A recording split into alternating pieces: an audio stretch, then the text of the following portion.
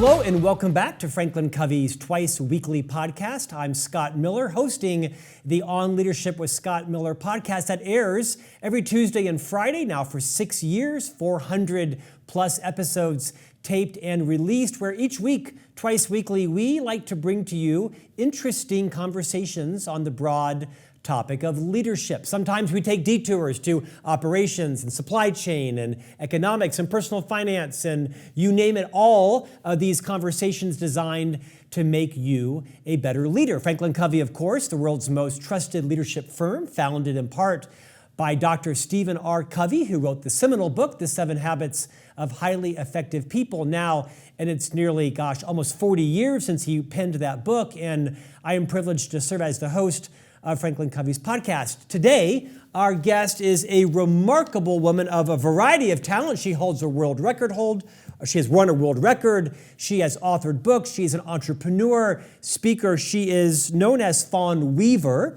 And her most recent book, which I just saw in the airport a few weeks ago, is called Love and Whiskey. Intriguing topic for Franklin Covey, I know. The remarkable true story of Jack Daniel, his master distiller, Nearest to Green, and the improbable rise of Uncle Nearest. Fawn Weaver, welcome to On Leadership. Thank you for having me, Scott. So Fawn, you have had a remarkable life. You have set out and earned a world record. We'll talk about that in a moment. You owned and founded what is, I believe, the nation's fastest growing whiskey company in the U.S. You are one of, I think, the first Black women to found a $1 billion company outside of the sports and entertainment world. Today, we're going to talk a lot about the things you've done. You've had a very renowned TED Talk. You are a best-selling author. Would you indulge me for a few minutes and rewind a couple of decades? Would you reorient yourself to all of our listeners and viewers around the world, some of your business enterprises, how you became so interested in the whiskey business? You have a TED Talk on a very different topic that people know about as they've heard it. And then maybe you could end with this remarkable story of the world record. I left home at 15. I began to chart my own path, and one that made sense to me. It probably didn't make sense to most adults, but it did make sense to me. And then fast forward, I began my first company around that time, PR and special events company. It's something that has continued to be the through line in everything I've done since then. But as I've continued the journey, and we can go back to any part that you want, but as I've continued the journey with that through line of PR, no matter where I was in the hospitality industry or where I was as an author, the stories that I have always told from books as well as my TED Talk are on love. And this story is no different. Yes, there's a lot of business in here. You learn the liquor business. You learn how I was on the opposite side of a $24 billion company and kind of how to maneuver and how I maneuvered through that with a lot of grenades being thrown at me. That's the business side of it. But really, the story of Nearest Green and Jack Daniel, that is the story that I was after. My team members, people in my company, will tell you we're not really in the whiskey business, although we're the most awarded bourbon and American whiskey 5 years running. What we're doing is cementing the legacy of the first known African American master distiller, who just happened to be the teacher of Jack Daniel and his mentor, and the only known master distiller for his first distillery, which was distillery number 7.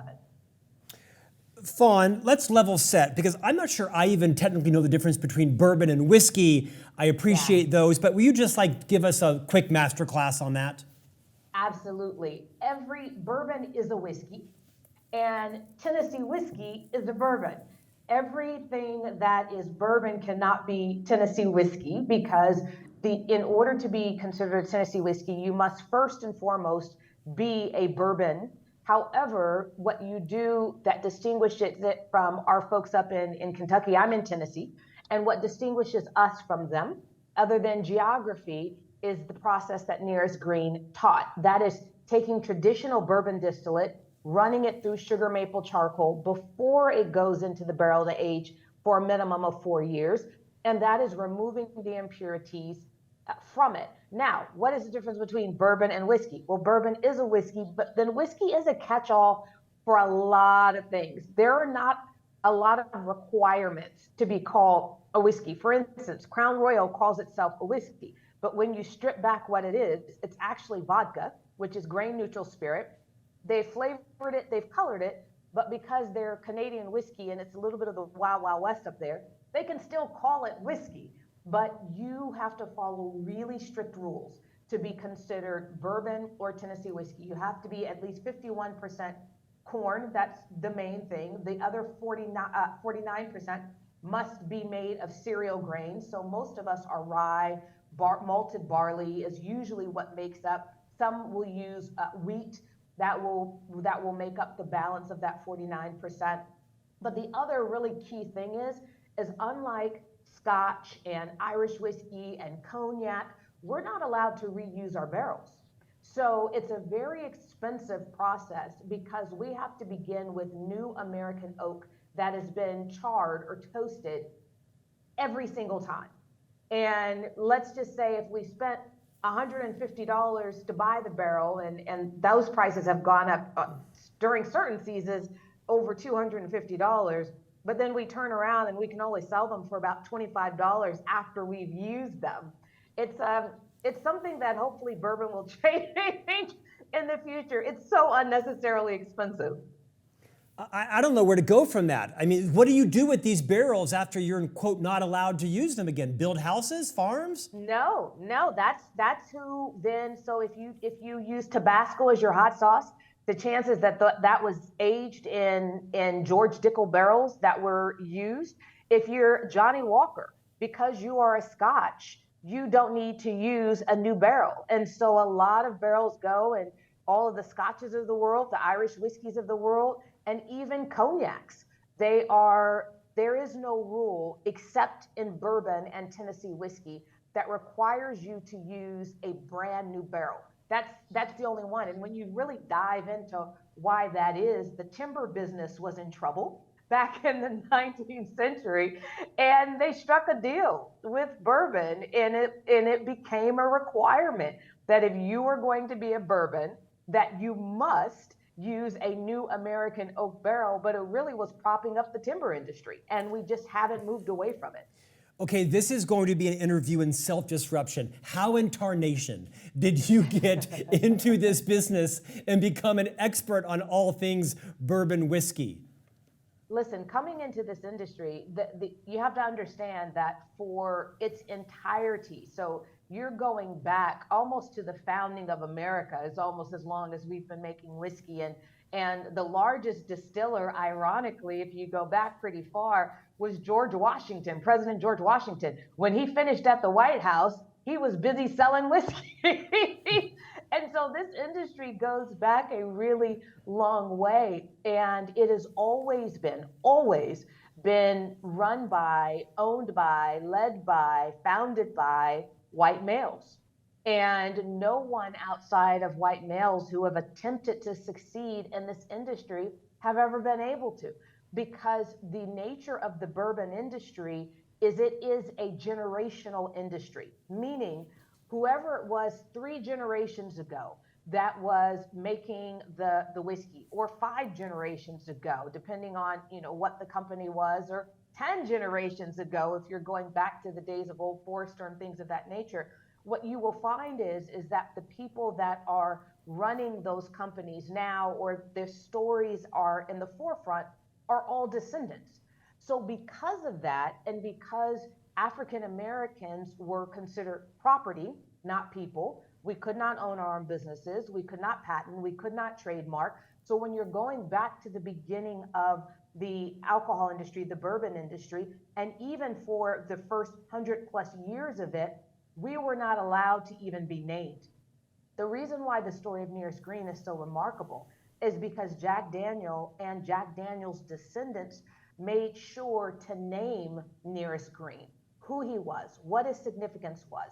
They made sure that if you came to Jack Daniel Distillery and you did a tour in the 60s and the 70s and the 50s, that you heard the name Nearest Green, that you heard his boys' names, George and Eli. They were all such a part of this business.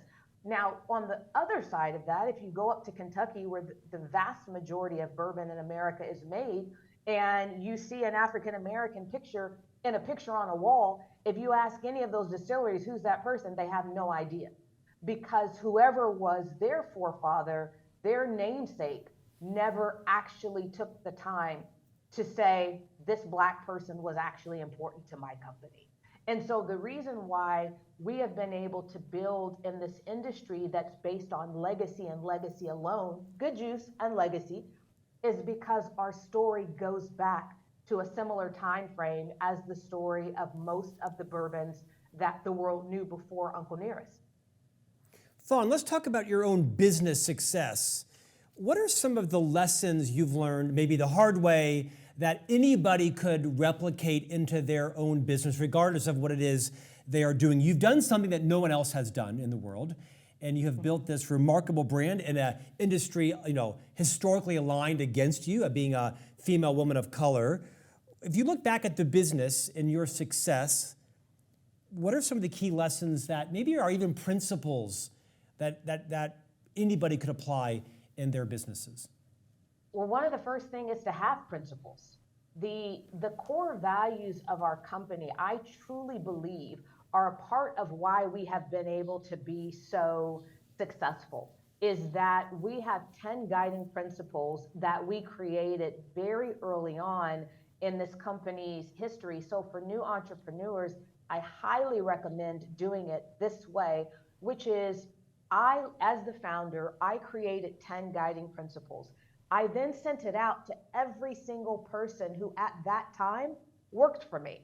And I said, here are the 10 that I see. Now go through, get rid of the ones that you don't think are as important to our company, and replace it with ones that you think are more important.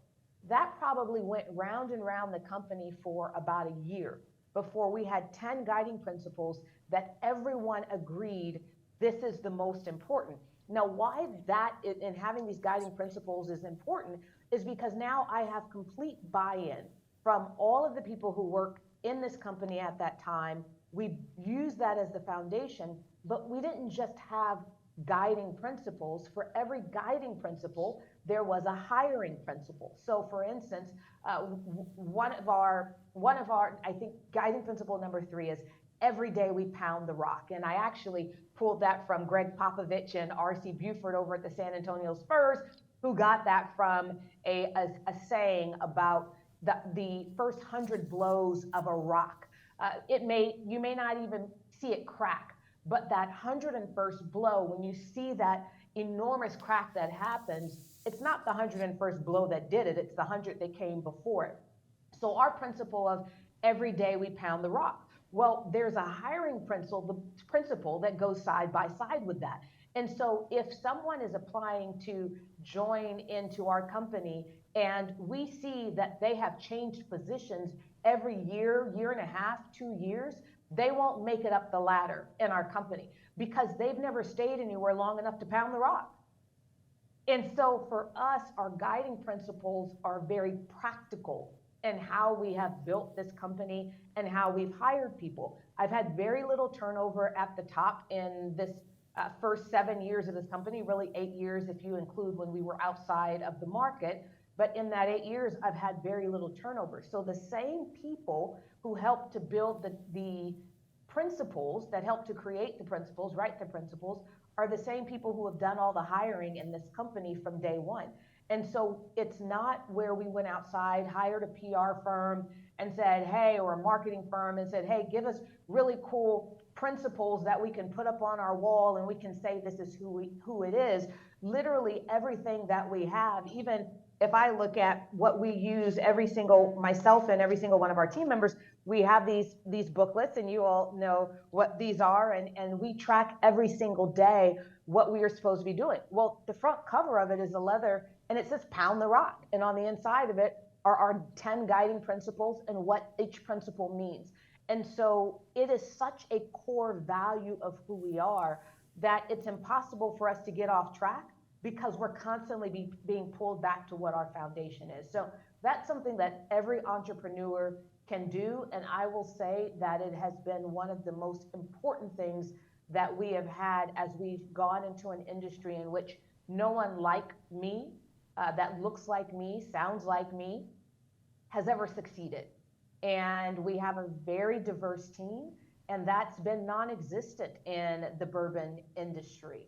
We over-index in everything, but our goal was to market to everyone. So we made a decision, and this is a second point that anyone can use, if you're CPG especially, is we made a decision that when we came into the industry, everyone looked at bourbon as being solely for white men. And we came into the industry and said, we believe bourbon is for everyone, including white men. And so we're going to go after the entire demographic. Anybody who buys a bottle of whiskey, of bourbon for $50, that's who we're going to go after. And we're not going to pay attention to background, race, political affiliation, whether they're straight or gay. We are going to go after everyone. And I think one of the things that's been so shocking for this industry and to see what we have done is we were the first company in the bourbon industry to go after every consumer. Fawn, that was superb. Talk about a great discussion in company values and strategy. Sometimes you get fortunate as a host and you have a guest on that can just talk. Give us one more. Was there a setback? Was there a triumph? Was there a tragedy? Anything that happened in the business that somebody else is struggling with right now, that your wisdom might embolden them or encourage them to keep going? Talk about maybe vulnerably something that you've faced in the business that if you actually told the story, somebody else might make it one more day. Yeah, I'd say do not be afraid to go against the grain. I think one of the greatest examples is during COVID. Immediately, our industry, the moment quarantine happened, every single player, major player, whether that's a distributor or spirit company, they began furloughing. They began laying off very, very quickly. And the ones that didn't do it very quickly, their employees were in absolute fear that it was going to be coming down the pike very soon. And so I learned that there was this nervousness in the Uncle Nearest family because they're watching all of their colleagues and other companies start to get laid off and furloughed. And so I brought everyone together on a Zoom call and I said, I need you to know no one is going to lose your jobs. And make sure your families know you are not going to lose your jobs. I will sell my house, every car, and every bit of clothes that I have before I allow for you to lose your jobs, because I'm not going to make a permanent decision for a temporary problem. And we don't know a whole lot about COVID, but what we know for sure is that it's temporary. What we also know is the last time something like this happened was the Spanish flu of 1918. And what happened right after the Spanish flu was the Roaring 20s. And so that was my approach to it. And I said, but what we're also not going to do is sit around the house and mope, because idle minds and idle hands are a dangerous playground. And so I initiated something called coming out the gate swinging. We had no idea when the quarantine was going to lift, but I challenged every single team member, especially the salespeople that were out in the field. I said, hey, I know most of you have never done a marketing plan. I want you to learn how to do a marketing plan. Now you've got ChatGPT. This assignment would have been so much easier now. But I had everyone write a marketing plan that was specific for their market, of how the moment quarantine was lifted, we could come out so strong to make up any gains that was lost while we were in quarantine. Everyone came up with ideas, and there were monetary prizes for it. And there's a monetary prize for the best ideas, the best 5 ideas, but also the best plan overall. And so everyone put their plans into I want to say it's like a Google Drive or something like that. And then everyone voted on who had the best ideas and who had the best plans. Now, here was the key. Then I had everyone go back to their marketing plans and include in them anything that they learned from their colleagues that could be applicable in their markets. And I'll give you a great example of one that came out of this, which is Ronica Dillingham out of Ohio. And even though none of the states at the time had to-go cocktails, Some were starting to introduce or talk about legislation, but I don't even think legislation had been introduced yet. And Ronica's theory, now mind you, she's a state manager. This isn't a vice president or a senior vice president or someone in the C-suite in my company. This is a state manager. And she believed that the only way restaurants and bars were going to be able to survive during this period of time is if the different states allowed for to-go cocktails. None of us knew whether or not this was going to be allowed, but we all thought that Ronica was onto something. So we began doing Uncle Nearest branded pouches and Uncle Nearest mason jars, and then everyone in the company began crunching numbers to figure out what cocktails would do well in their market, but would flow enough to the bottom line to actually help out the restaurants and the bars. Well, guess what? To-go cocktails became a thing. And guess who was the first spirit company in every state when they began doing to-go cocktails in the legislation? They started doing these emergencies. Uncle Nearest was always the first one there. And so what I would say is that in moments of difficulty, one of the most important things we can do with our team, people always say, be vulnerable. And if you're vulnerable with your teams, that's what's going to allow them to really believe in you and trust you. And I got to call BS on that. Every employee wants to feel safe. That is the first, most primary thing that they need. They can't belong if they feel safe. So then you have companies that are like, I want my team members to belong. Okay, fine. They must feel safe. So as a leader during that difficult period of time, no matter how challenging it was for me, and believe you me, I did absolutely think I might be selling my house and cars and everything else in order to keep this company going. But what was most important to me at that time is two things. Number one, that my team members and their families felt safe. Number two, that we were coming up with creative solutions that would help us to pull out of the challenge faster than anybody else, and bringing the entire team together. Assistants put together plans. Didn't matter where you were in the company on the hierarchy. Didn't matter. If your idea was the best one, we were moving forward with that. Wow. This is a TED Talk. Speaking of TED Talk, you have had a massive transition in your career, and I want to talk about this. Your first book was titled Happy Wives Club, One Woman's Worldwide Search for the Secrets of a Great Marriage, followed by your next book, The Argument-Free Marriage, 28 Days to Create the Marriage You've Always Wanted with the Spouse You Already have. And then you had a TED Talk that has gone viral and people have watched it all around the world. And then now you're in the spirits business. What happened? Like how did that happen?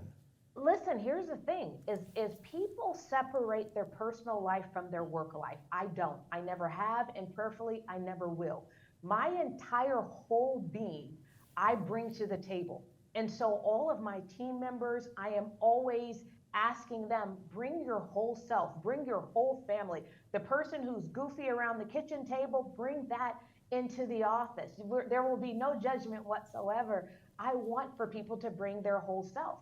Well, my marriage of now, it'll be about to be 21 years, I absolutely adore my husband. And when I say adore, it's like other level. There is no one in the world that I respect more than him, that I honor more than him, that I like more than him.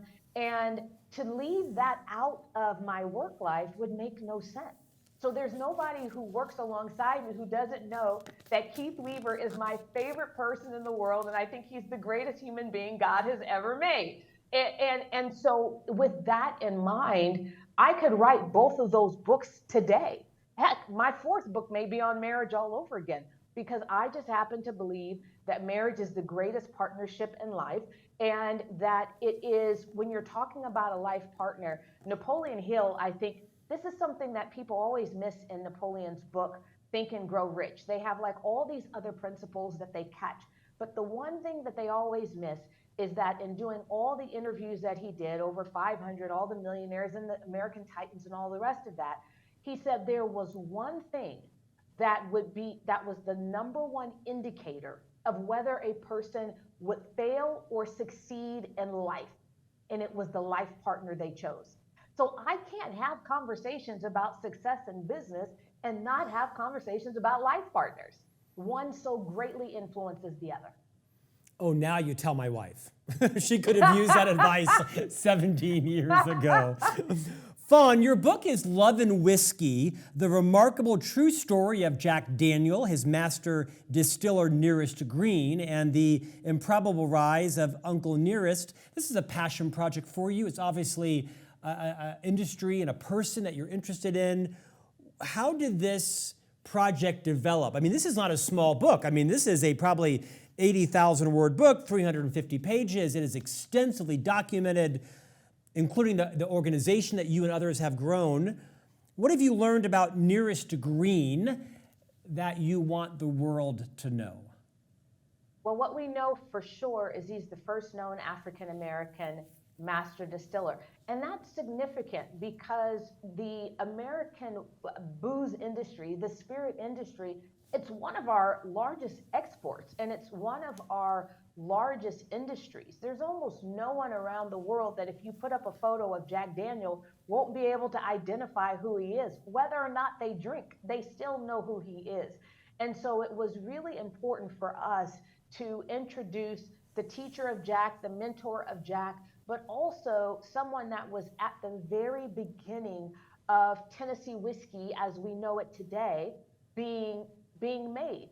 And one of the things that Jack and his descendants did, and I'm so appreciative of it, is when they would give interviews, they were very clear in sharing who was the folks who brought in the Lincoln County process. Lincoln County process is that process I was talking about earlier of taking a traditional bourbon distillate and running it through sugar maple charcoal. That is what distinguishes Kentucky bourbon from Tennessee whiskey other than geography, as I mentioned earlier. Well, the question is where did that process come from in America?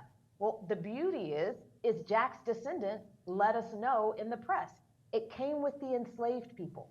So here's the thing that you have that is very, very interesting, is in American history, African Americans from the very beginning, our accomplishments, the things that we achieved were slowly but surely removed from the conversation, in part because most of us could not read or write, and we were not allowed to learn. So people look at, if you go back to the early buffoonery type of television shows or advertising or even conversations with pictures of us in magazines, on TV, if you go back to that, they would always portray us as stupid. And one of the things that's so important for those who read this book and for those who really want to understand American society and understand African Americans is we were never stupid. We spoke a different language. We were brilliant where we came from. But if you or I, Scott, today, as smart as we are, were plopped into a village in China and everyone there refused to teach us their language, all of a sudden our brilliance is nullified. We're now stupid because we can't actually express in the language what it is that we know. Our knowledge is null and void. But what they couldn't take away was our labor, what we were able to do with our skill, with our hands, whether or not we could read or write in the English language. They could not take away Nearest's brilliance with the Lincoln County process and being able to make an American whiskey that went toe-to-toe with all of the whiskeys from around the world. Understand that people were drinking Scotch, they were drinking Irish whiskey, they were drinking all this other stuff. Then you have Jack Daniel come and win the gold medal at the World Fair, and people are like, where is Tennessee? Where is Lynchburg? So now all of a sudden, American whiskey is put on the map. Well, who's making that whiskey? That would be Nearest Green and his boys. And so understanding this legacy, it really peels back layers of, this isn't just about Nearest Green. This isn't just about whiskey. This is about reclaiming the excellence of African Americans whose intelligence was nullified when we got here because we didn't know the language. But it's also, and I know I have it in the book, is also remembering that 12 million Africans left those shores going into other countries as enslaved labor. Only 388,000 of them hit these shores. Millions died in the Middle Passages. but most of them were dropped off in the Caribbean and along the way. America was the furthest point. So 388,000 are all that survived. So I tell African Americans all of the time, you have to remember that we are from the strongest of the strong, most intelligent, most physically, spiritually, mentally, emotionally, because those ancestors could not have made that voyage if they were not. And so I am that reminder to all of us that we come from the strongest of the strong in every area. And if everything that we do in life is moving forward in that mindset, then we're going to be able to achieve so much in America, not just the American dream as people know it now, but we'll be even able to push the American dream to higher heights. And that's what my hope is for us. Fawn, I'm going to throw you a curveball. I can listen to you for hours. You are a remarkably adept communicator. I've just been listening to you and watching you now for 30 plus minutes. I'm guessing from your years as a public relations expert and now as a founder and CEO, you have codified certain communication principles that clearly you model today in terms of your clarity, your voice, your diction, your tone, your pause. Would you remind everyone listening what you've come to perfect in terms of communication? It's such an important skill as a leader. Have you had some training? Like I have a stutter, for example. I have a fairly prolific stutter, and so I've had to work very strong in my vocabulary to find words to replace words that I can't say in a public setting. Anything you've done to build your communication skills that are absolutely remarkable? I've read almost every book that is behind you right now. Amen, amen. So one of the things that I'm always very clear in saying is when I left home at 15, I didn't just leave home, I also dropped out of high school. And what became my teacher were books. It's one of the reasons when people come to me and say, can you mentor me? I always respond with, no, but here is a list of books. And the reason is because I believe that people who are waiting on mentors are using that as a crutch. You don't need a mentor, you only need the books. And so Henry Ford and I had very similar educations, which is to say none at all. We had, but if you go back to most of our American titans, they didn't have traditional education, but they were all big readers. And so one of the things we have to remember is that most of our titans that built America and those who have continued to succeed, most of them have actually shared most of their gems. Most of them have even shared their roadmap. If you ever want to learn how to build in the stock market, Warren Buffett has literally shared everything you need. And so we have a tendency to begin to look for something outside of what is right in front of us. I've never done training. When I first began doing press, not just being behind the scenes strategy, but when I began to do it, I remember that my husband, he was my new husband at the time, and I was about to do something with Chicago Tribune, and he said, babe, don't you want to do press training? And he was an executive vice president for Sony Pictures and overseeing global public policy and external affairs. And so of course he'd had years of press training. And I said, well, I don't know what press training entails, but I've been talking to the press for a long time. So how about you sit behind me while I do this call? I won't look at you, just sit behind me. And then afterward, tell me what it is that you think that press training could help with, media training could help with. I got off the call, I turned around, I looked at it, and he said, absolutely no media training. That will mess you up. And what he discovered then is that because I show up as my whole self at all times, I don't have the nerves of people who are showing up as a version of themselves. Most people literally show up in life, especially to work, as a representative of themselves. If they showed up as their whole selves, they'd be far more comfortable having conversations. So yes, Scott, you have these cameras on me, and yes, this podcast is going to go out to so many people around the world. But to me, you and I are just having a Zoom call. This is no different than if we had this call with no mics and no video. To me, it's the same thing. It's just a conversation in which we're having, in which I am bringing my whole self and I'm not thinking about what I'm going to say before I say it. What's that phrase? You can only think as deep as your vocabulary is wide, or something like that. Okay, let's end this on a fun note. You earned a world record. Check your humility and talk about it. I did. So I had done something a little foolish, which was to tell folks I'm going to sign the first 10,000 copies of Love and Whiskey. I posted it on social media and I said, this is what I'm going to do. Well, then my publisher, who was very excited about it, then spoke to the distributor, Ingram, and discovered there was no way for us to separate out the first 10,000 copies to only go to people who ordered within the first 72 hours of the book being on pre-sale. There was no way to do it. So I said to my publisher, how many books do I need to sign to fulfill that commitment? And they said, we think you'll be safe with 25,000. By the way, I wasn't, but that's a whole other subject. And he said, we think you'll be safe with 25,000. Well, my schedule was already so full that my assistant could not find pockets of an hour here or there for me to sign the copies of the books. And so I said, well, listen, can you find me 24 hours and I will just stay up and sign all 25,000 copies. So I then announced on social that I was going to be doing that. And someone responded in my DMs and said, do you realize that the current world record is 6,908? I had no idea. It had been set in 2016 in India. And so I said, well, if I'm going to sit and sign 25,000 books in one setting, call Guinness World Record, bring them out. And that's exactly what we did. The judges came out from overseas, and for 24 hours, I signed a book every 3.4 seconds. And when it was all said and done, I had signed 25,035 books.